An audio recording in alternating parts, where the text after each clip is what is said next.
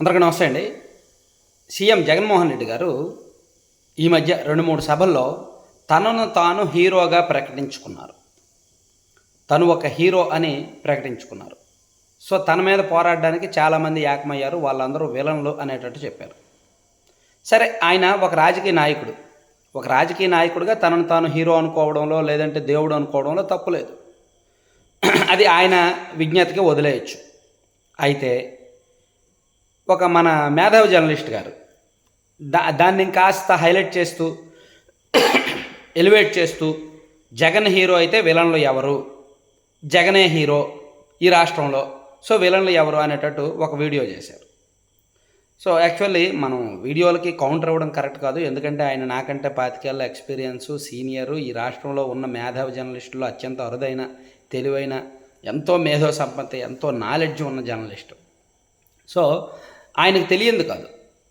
ఒక పొలిటీషియన్ తనను తాను హీరోగా అనుకోవడం తప్పులేదు, ఎదుటి వాళ్ళని విలన్గా భావించడం తప్పులేదు. అది మనం ఎంచుకునేటప్పుడు సబ్జెక్టు ఎప్పుడు కూడా ఒక జర్నలిస్ట్ ప్రజల కోణంలో ఆలోచించాలి.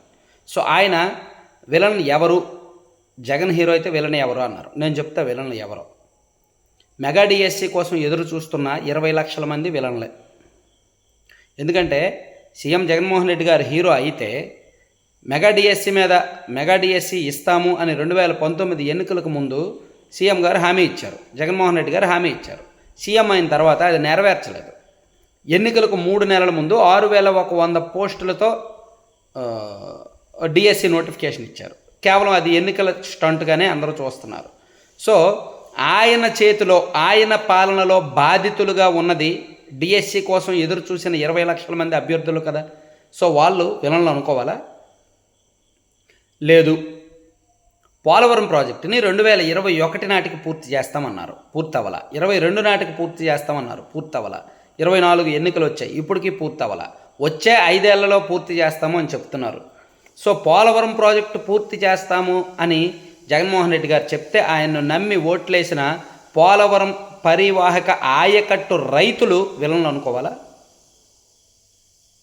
లేదా ప్రత్యేక హోదా తీసుకొస్తాము అని చెప్పారు. 25 మంది ఎంపీలను గెలిపిస్తే ప్రత్యేక హోదా ఇస్తామని చెప్పారు.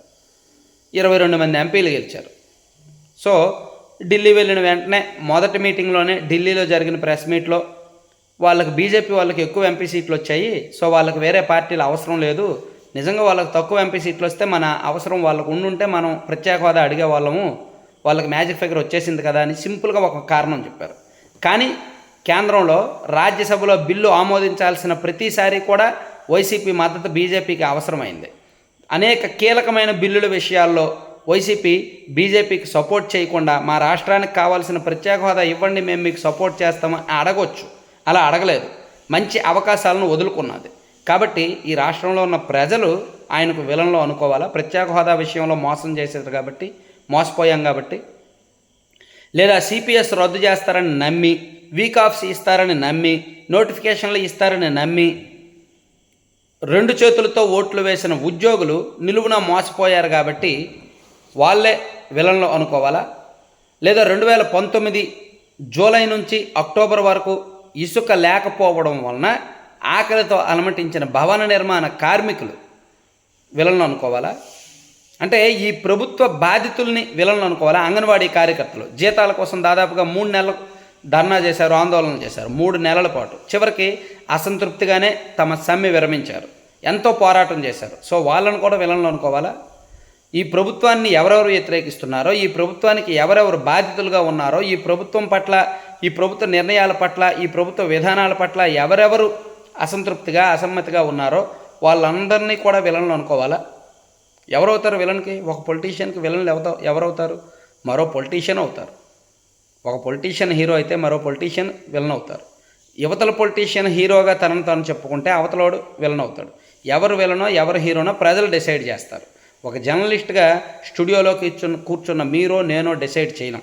కాబట్టి మీరు విలన్లు ఎవరు అని చెప్పి అవతలని తగ్గించి సీఎం గారిని పెంచే ప్రయత్నం చేశారు. కాబట్టి నేను చెప్తున్నా, మనం ఎప్పుడూ ప్రజల కోణంలో ఆలోచించాలి. ప్రజల కోణంలో ఆలోచిస్తే ప్రజలే విలన్లు, ప్రజలే హీరోలు. ప్రజలు ఎవరిని ఎక్కిస్తే వాళ్ళే హీరో, ప్రజలు ఎవరిని దించితే వాళ్ళే విలన్.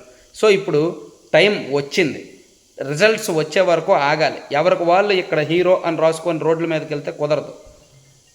సో జర్నలిస్ట్గా మనకున్న ఎక్స్పీరియన్స్ అది ఇది వాడుకొని కొంచెం మంచి వీడియోస్ చేస్తే సమాజానికి ఉపయోగపడుతుంది. Thank you.